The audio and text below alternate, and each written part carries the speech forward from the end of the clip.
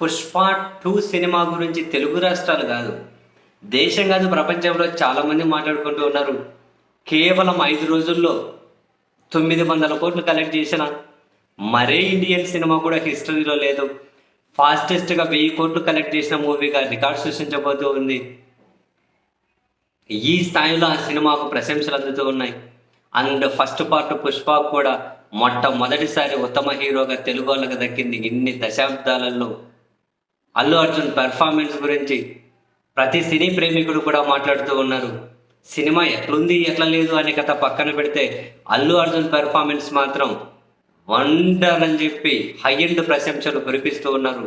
కానీ మన తెలుగులో మాత్రం ఎందుకో మరి హీరోలు దర్శకులు అనబడే వాళ్ళు చాలా సైలెంట్గా ఉన్నారు.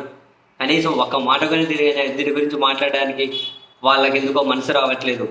మాట్లాడకపోగా పైపెచ్చు సీనియర్ నటులు రాజేంద్ర ప్రసాద్ గారు లాంటి వాళ్ళైతే తాజాగా ఒక సినిమా ఈవెంట్లోనే ఆయన ఒక వేదిక మీద మాట్లాడుతూ అదేదో అల్లు అర్జున్ ఒక చిల్లర వెధవ అనే అంత అటువంటి మీనింగ్ వచ్చే విధంగా దారుణంగా మాట్లాడారు. ఆయన ఏమంటారు, వాడెవడు, ఎంత దారుణమైన పదం, వాడెవడు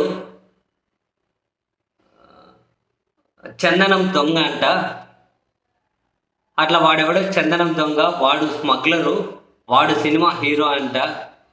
హీరోకి అర్థం మారిపోయింది. నా 40 దశాబ్దాలు, నా 40 సంవత్సరాల ఇండస్ట్రీలో నేను ఎప్పుడు అట్లాంటివి చేయలేదబ్బా. అనకు వాడెవడు దొంగ, స్మగ్లర్ అంట, వాడు హీరో అంట. ఇంత దారుణంగా మాట్లాడాల్సిన అవసరం ఏముందో నాకు అదే అర్థం కాదు.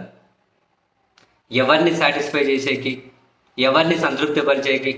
సినిమాలు ఎవరు ఇంతకుముందు దొంగ పాత్రలు వేసిన వాళ్ళు ఎవరు లేరా? సినిమాలో స్మగ్లర్ పాత్రలు వేసిన వాళ్ళు ఎవరు లేరా? పడుకున్న దాన్ని రిప్ చేస్తే ఏముంటుంది రా మధ్య, పరిగెత్తే దాన్ని చేస్తే ఉంటుంది కదా అన్న సినిమా డైలాగ్ అని చెప్పిన హీరోలు ఎవరు లేరా? ప్రాస్టిట్యూట్గా పాత్రలు పోషించిన హీరోయిన్లు ఎవరు లేరా? తిరుగుబోతులుగా, జులాయిలుగా రకరకాల పాత్రలు సినిమా హీరోలు వీళ్ళు ఎవరు లేరా? వాళ్ళ మీద ఇలాగే కమెంట్ చేయగలుగుతారా? ఎందుకు ఇటువంటి మాటలు మాట్లాడతారు? ఎందుకు ఇంతగా దారుణంగా అక్కసు ప్రదర్శిస్తారు? ఎవరిని సాటిస్ఫై చేసేకి? మొన్న ఇంతకుముందు మనం మాట్లాడుకున్నాం ఒకసారి, ఎస్పీబీసీ చైర్మన్ రేసులో రాజేంద్ర ప్రసాద్ గారు కూడా ఉన్నారు అని. మరి అలా ఎవరినైనా సాటిస్ఫై చేసేకి ఇలా మాట్లాడుతున్నారా? తెలియదు.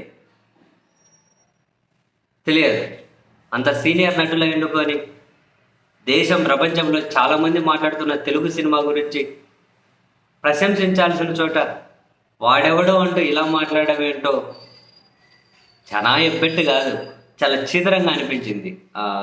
నటుడు రాజేంద్ర ప్రసాద్ గారు అలా మాట్లాడుతూ ఉంటే.